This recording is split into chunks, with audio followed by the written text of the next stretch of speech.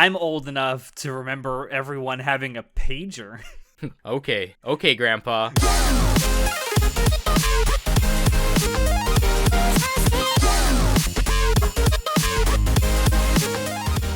Hello everyone and welcome to Anime Club After Dark's Movie Reviews, a spoiler-free discussion detailing the good, the bad, and the downright ridiculous of anime movies. I'm your host Alex, but you can call me Senpai, and joining me tonight, we have our czar of source material, John. Hopefully I sing that terribly enough that we don't get DMCA'd for that. I know, right? I'm going to actually just overlay the bad kazoo version of it over that part. Oh my goodness. Anyway, we're not actually here to talk about Jurassic Park, as great as that would be. But we are here doing a movie review, a spoiler-free movie review of Makoto Shinkai's 2007 film 5 centimeters per second. We've been on a Shinkai Kick recently, not just with our movie reviews, but with our talking about his movies in our Discord server. So it's very fortuitous that we're doing this. Yeah, I don't know why we all of a sudden shifted to doing just Shinkai. I guess because when you think of when you watch one, you think about the others, right? Yeah, and it's kind of oh yeah. But I mean, I think especially because his work, his name is so associated with the things that he works on that it's a name you become familiar with. But the real reason was that the server members tried to bully me into doing your name for the movie review, and I said, no, we're going to do 5 centimeters per second, the better Shinkai film. So, and plus, stick it to the man! I had to, so I've seen this movie twice, and I saw it once in middle school, and I saw it again once in high school, and I was like, hey, now that I'm in my, adulthood, I should watch it again. Because this movie has 3 parts, right? Acts? Yeah, three vignettes, 3 parts, 3 stories, as it's called in the actual movie itself. Yeah, which take place in there's middle school. One is in the early elementary. to mid 90s. Yeah, early to mid 90s when the main character is in elementary school / middle school. Late 90s, 1999, I believe it was that he was graduating high school. And then, then the end of the film takes place in, 2008. So, yeah. How serendipitous of a situation I find myself in that people wanted us to review a Makoto Shinkai film, so we chose 5 centimeters per second, and I needed to watch this for a third time anyway to, get... to complete the trifecta. Yeah, and it's going to be really hard to talk about this film, so... You guys don't know this, but for the last hour and a half, I've just been talking to Alex prior to recording this, just about the film and what it means to me and stuff like that. And it's gonna be really hard to try to review this without spoiling it, because first of all, it's only 90 minutes long. It's not a very long movie. Not even that. It's 63 minutes long. Yeah, it's not even 90. It's not a feature length film. It's not even technically feature length. Yeah, and obviously written and directed by the titular Makoto Shinkai. Ya boy. Ya boy Makoto Shinkai. Everybody knows who Shinkai is at this point, right? I feel yeah. I feel like at a certain point in time, there was only I would say Shinkai films and Satoshi Kon films were very, I wouldn't say underground, but it was kind of I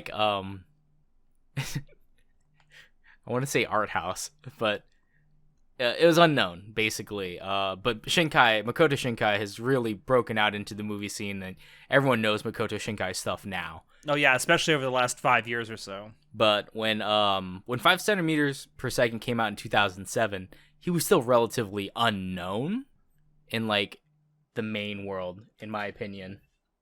Yeah. Prior to this work, Makoto Shinkai had only ever made one film project, and that was The Play's Promise in Early Days, which we may eventually one day review here on the podcast as well. And then prior to that, he had only ever done short films.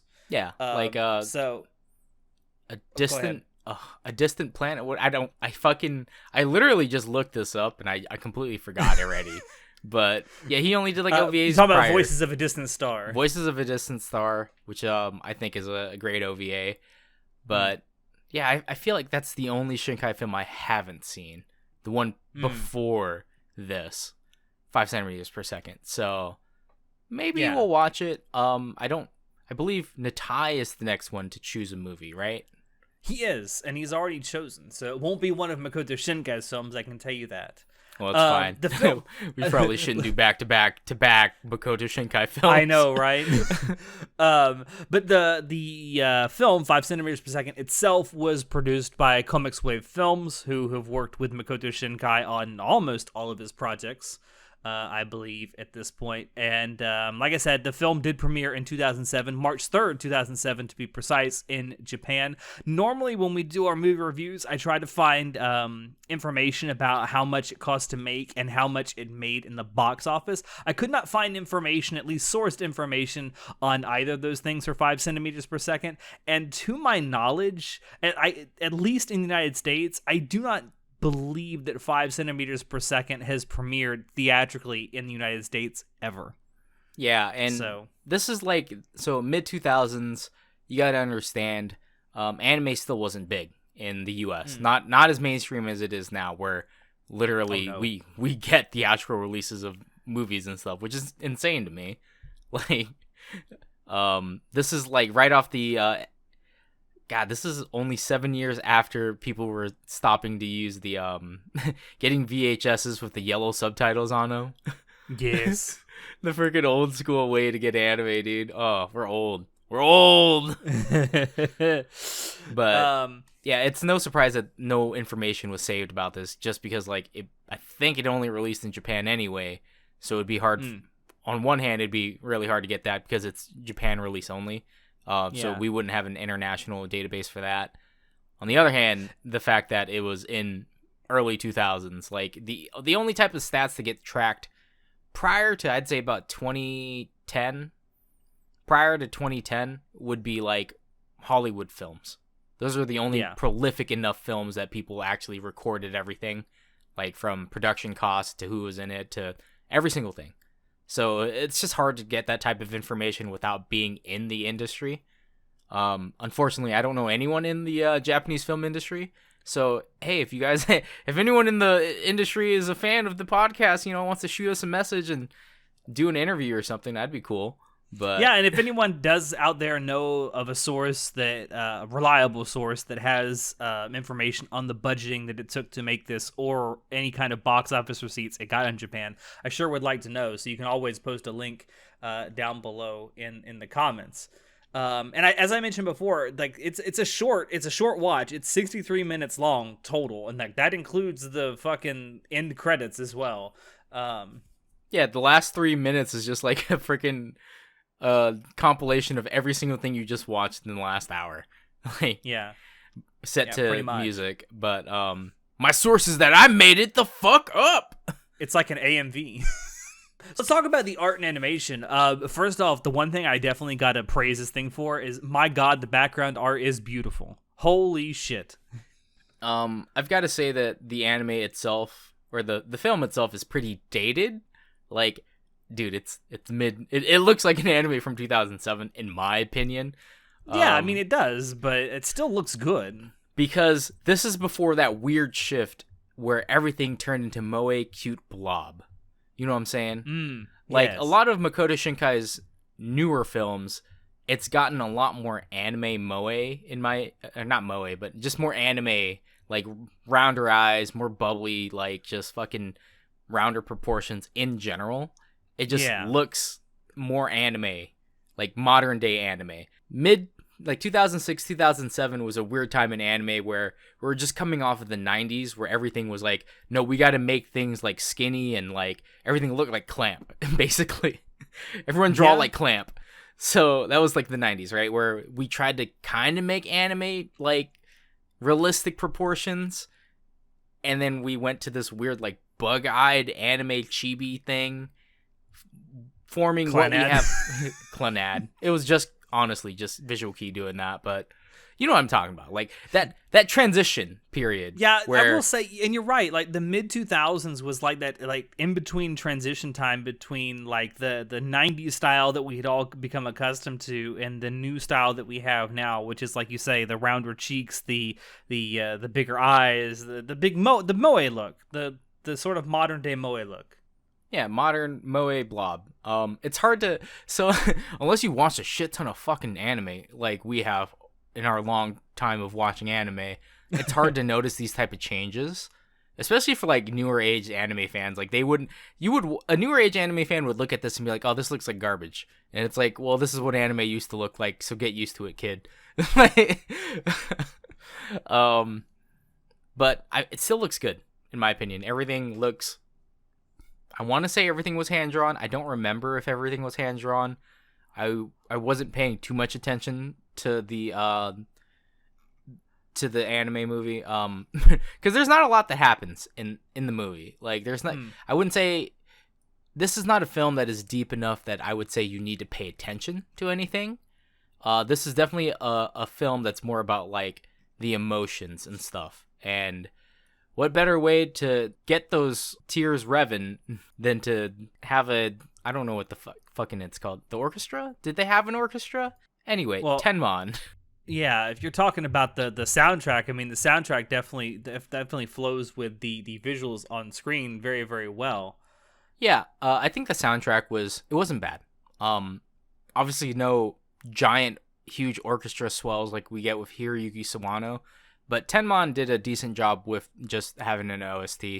It made me feel emotions. Soft it strings. Made me feel things. It worked. Well, because it's like it had the right tunes, the right beeps and boops at the right moments. Like what? Yeah, I mean, like a lot of the really sad moments, they got that piano melody that comes in. Like, oh, it's like really sad and like, oh, you know, I feel this. Just let it keep going. Yeah, the soft strings, the it's a Makoto Shinkai film. I really can't describe it other than it's a Shinkai film. Yeah, it sounds like a Shinkai. Well, it sounds like an older Shinkai film, not like a newer Shinkai film. And this is Makoto Shinkai's film. I believe this is the only one he's made that doesn't have anything like sci-fi or magic or anything like weird in it. It's literally just the movie about like normal people in a normal life. Yeah, it's certainly a departure in that sense from Makoto Shinkai, because most of his works, whether you're talking about his films or his short film projects, they all have some kind of like science fiction element or something to do with magic or the supernatural. And this one doesn't. This is literally just people going about their daily lives, more or less. Yeah, and as far as the sound design goes, it uses a lot of stock sounds. Like the whole cicada thing, the birds, I was playing Elden Ring while I was rewatching this on the third time because for whatever reason I got to be doing two things at the same time because I don't know, I have a problem. This ADHD motherfucker. I can't watch something and just watch things. I have to do something while I'm watching something. It's become a real bad problem of mine. But and there's one scene where I believe the main character, he's loosing an arrow, and it was like a slashing sound effect when he looses the arrow, and it's the exact same one that FromSoft uses for when things die or get killed in all of FromSoft games. Like that ching sound, whatever. Like whoever plays Dark Souls or Elden Ring, you know what I'm talking about, that sound effect. That was in this film. And I was like, oh shit, it's a stock sound effect. I didn't know that. It was funny. I mean, other than there's obviously stock sound effects for like the trains, for the background noises, the ambiance, because it takes place in a normal it takes place in Japan in Iwafune. You mentioned trains, and I gotta share with you a bit of fun trivia about this movie that I found out while researching some of it. So there's a magazine called Trains Magazine.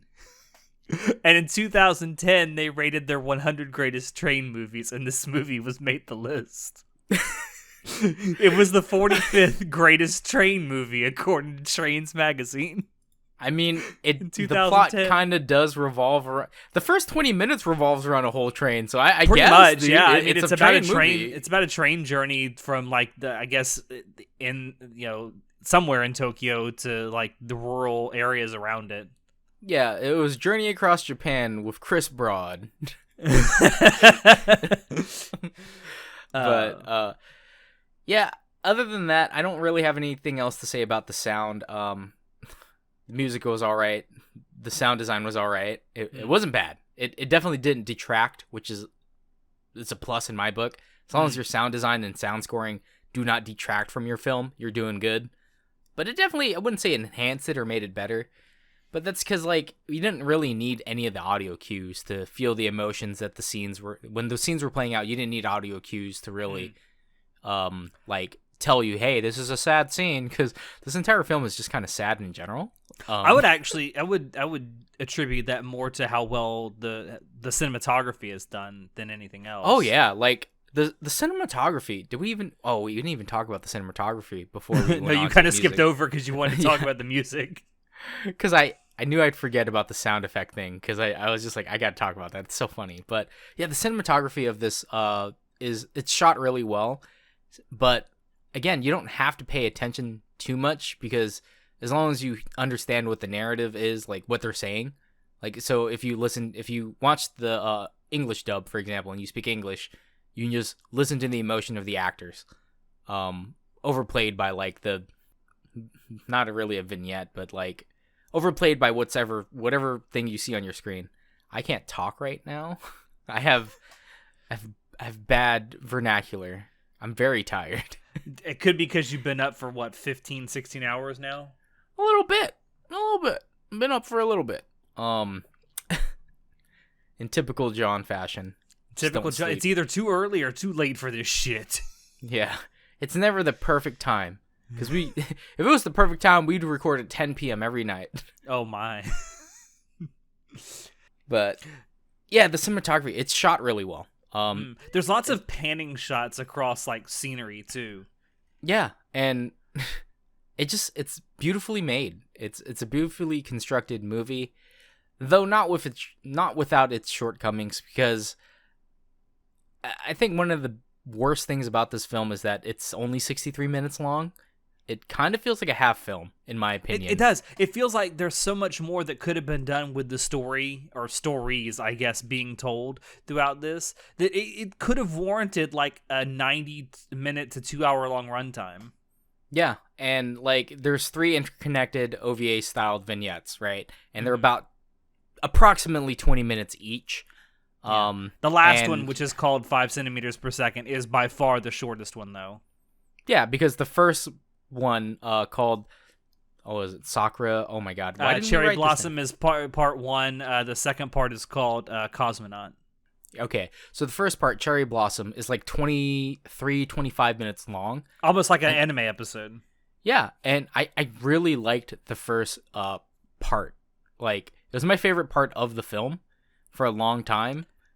Mainly because, like, that's like, I wished it ended. I wish this film ended on a high note, like it does in the first 25 minutes, right? That's what I really wish. But in typical Makoto Shinkai fashion, we gotta feel fucking emotions before we're satisfied with the ending, because we like being sad, I guess. And I thought it was interesting that he broke it up into 3 sections, because a lot of there's like the rules of writing, right? When you're writing a story, you're supposed to have, like, of course there's 3 acts. There's always the been 3-act acts. play is one of the oldest ways to write a story. But it's interesting that he would just put it out like straight up, just like, we're just gonna tell you which one is which. Like, I thought that was an interesting choice. Interesting, read like weird. I don't know why he did that. To be honest, like, if we didn't have the title cards, we could have understood that they are segmented in different times of their lives.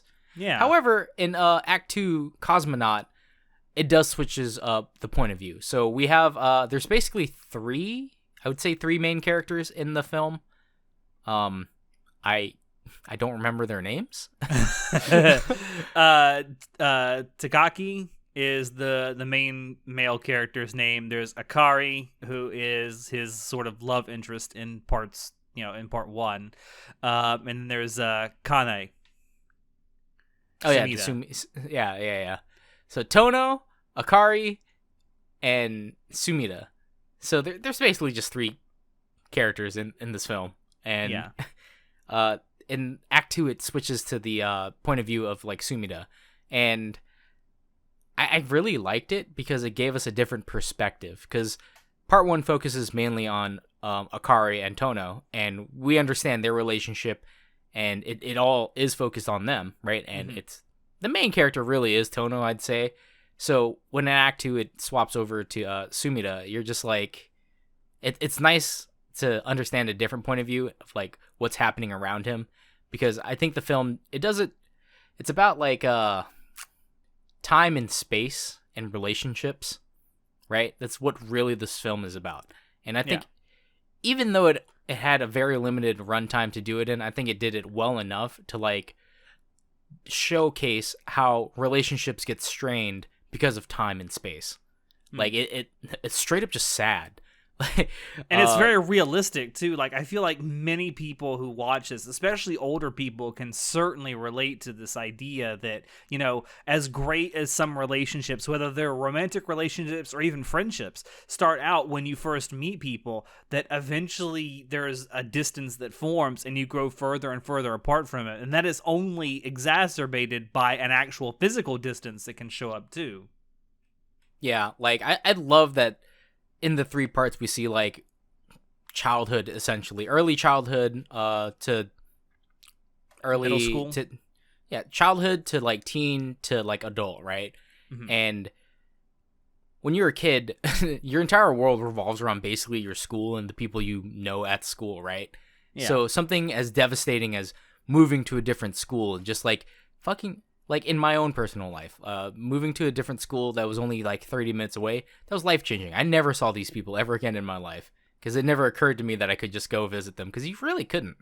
And at least not by yourself. And that distance, especially since this takes place in a time where cell phones weren't big just yet. So it was very, it was heartbreaking, to be honest. Like watching the main character lose contact with people, and it just like it kind of makes you think, man, we're really spoiled nowadays in terms of like communication and social media. Like our cell phones are here, we can talk to anyone we want at any time of the day from anywhere, right? And that's something to keep in mind, because like when this story is told, it's told from like the early to mid 1990s up to present day, which present day in terms of the story is 2008. So in the first really 2 parts of the story, not everyone has cell phones. In the first part, for sure. Yeah, I mean, first of all, I guess kids nowadays would probably have cell phones, because I swear they're getting younger and younger and they get cell phones, and that's just a weird thing to me. But you damn whippersnappers with your cell phones. you got games on your phone?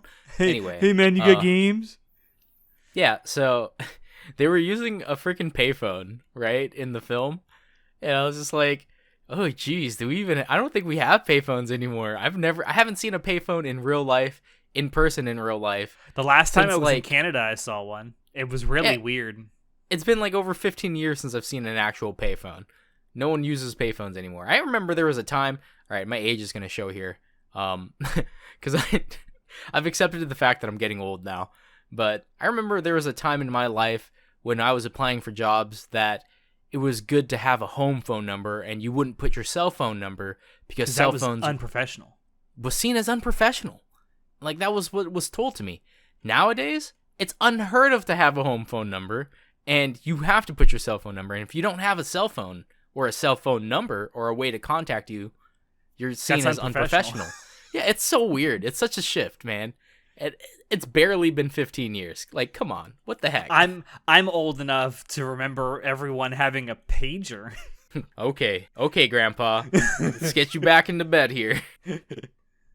Oh, man. My dad used to have one, and I thought it was so cool that anyone could get a hold of him anytime. Jesus. I bet your dad also had a Rolodeck. No, but my mom did. Jesus. Anyway, enough of we realize we're fucking ancient. So I personally think that this movie is what started it all for Makoto Shinkai. I think this is the film that helped him solidify his way of storytelling. His style, his storytelling style.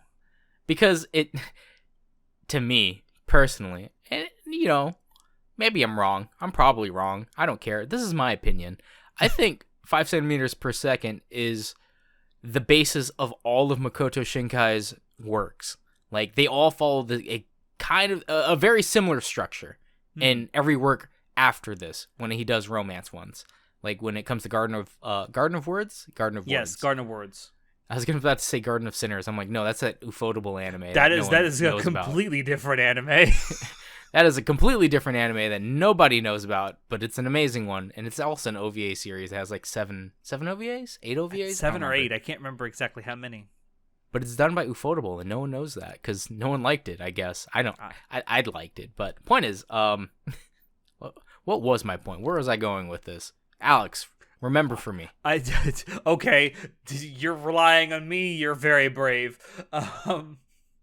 Joke's on you. I remembered. So I got my thought back. I think a lot of Shinkai's films, they pay a lot of homage to everything that 5 centimeters per second did.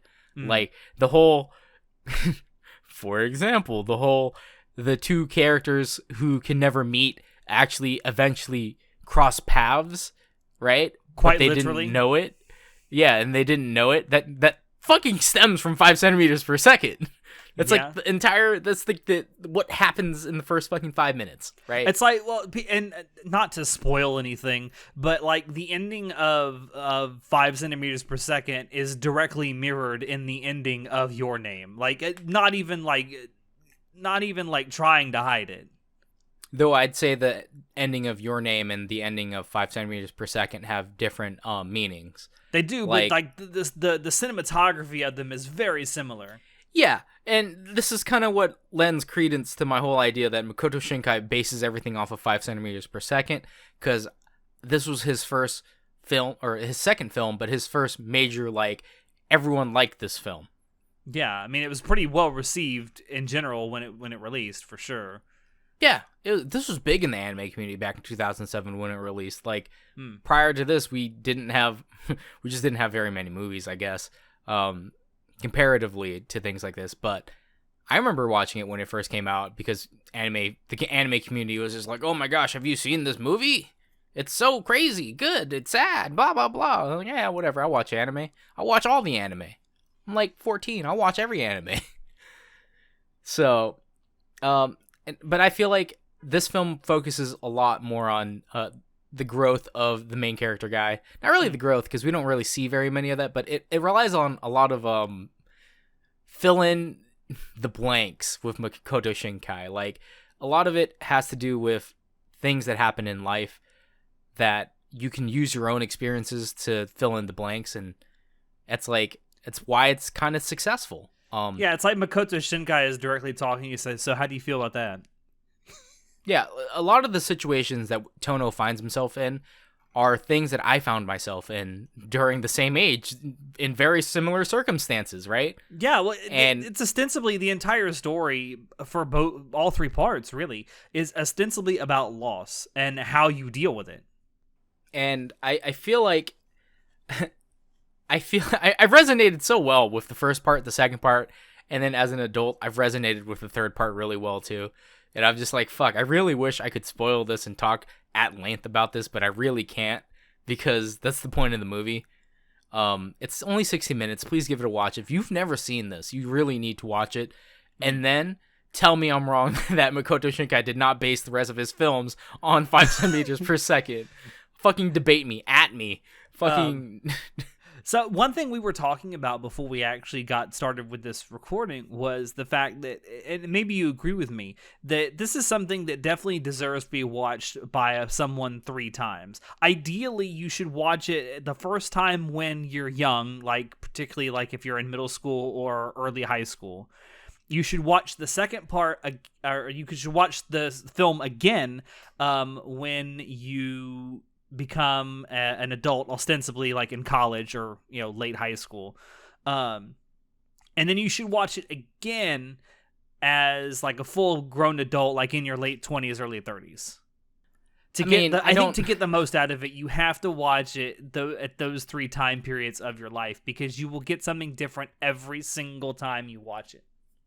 I don't think they would have to do that. It's just it was just coincidence that I watched it at the exact same intervals at my life, and I resonated really well with it. I think it'd be fine to watch this as an adult, just in general, because this is definitely a film that you have to fill it in with your own experiences. If you haven't experienced anything like this, like love and having to deal with like loss and stuff like that, and relationships and distance and time and stuff like that, and just getting older and the passage of time, if you've never had to deal with things like that, I don't think you could really relate to this film.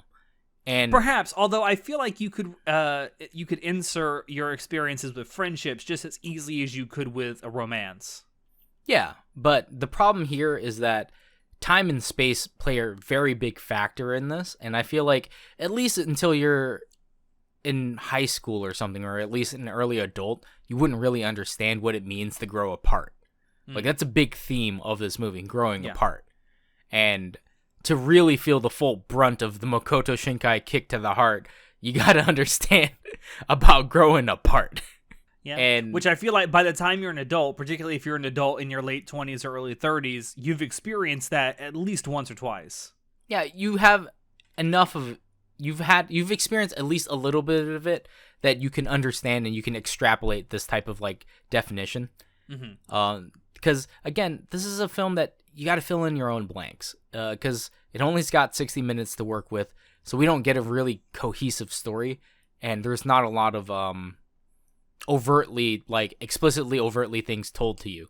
Like, there's a certain scene in like Act 3 where like a whole ass fucking character aspect of the main character happens, and there's no dialogue. It's just one scene, but it's extremely powerful because you can extrapolate so much information from that, because it's like, I understand what he was doing, I understand exactly what happened, because I understand exactly his emotional state.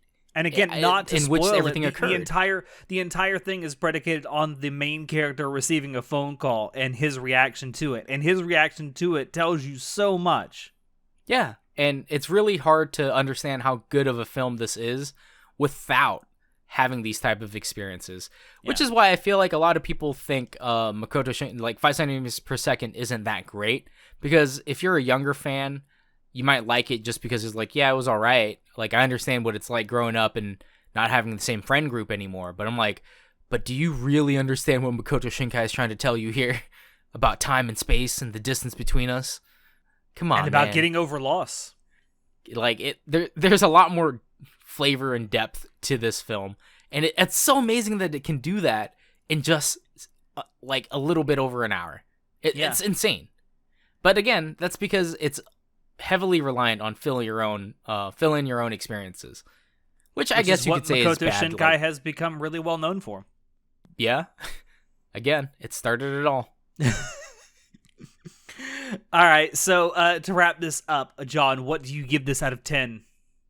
Honestly, I don't want to say this film is mid, because it's definitely not. No, I'm kind of biased, mainly because I liked it when I was younger, but it definitely is something that you should watch later on in life when you get more experience, because if I were to rate it as a younger John, I'd say it was probably more of a 7 out of 10 movie. Currently, I think it's more of an 8 out of 10 because I've gotten a lot more experience in my life and stuff, and I've been able to understand the movie a lot more. Yeah, I'm very, very similar to you. I actually give it an 8.5 out of 10, mostly for the same reasons. Is like, I feel like as a younger person watching this, I probably would have given this maybe a 6 or 7 out of 10. But now that I'm older and I've experienced some of the things that the main character has experienced in this, like, I definitely understand it more, and I respect it way more than I would have. I did back then. So yeah, I give it an 8.5. I still think, art and animation wise, it still looks really good, especially considering the time that it was made. Yeah, I definitely don't think the background art looks terrible. Like it doesn't look super aged, like something like Kanad, for example. Oh god, that looks so aged. But Bug eyes. but I definitely don't think that it also doesn't look that amazing either. I don't know. Overall, I'd say the experience is an 8 out of 10 experience. Like regardless of how aged it feels, the story it tells is kind of like a tale that is forever. Yeah, it's pretty timeless. 100 years ago, people were feeling this exact same thing. Yeah, you're right. So that is Makoto Shinkai's 5 centimeters per second. So coming up, our next movie review, which is one that has been chosen by Natai, he will be reviewing the recently released, at least on Netflix, anime film Bubble. So we'll be looking forward to that. I don't know exactly when that will be, but that is going to be our next movie review.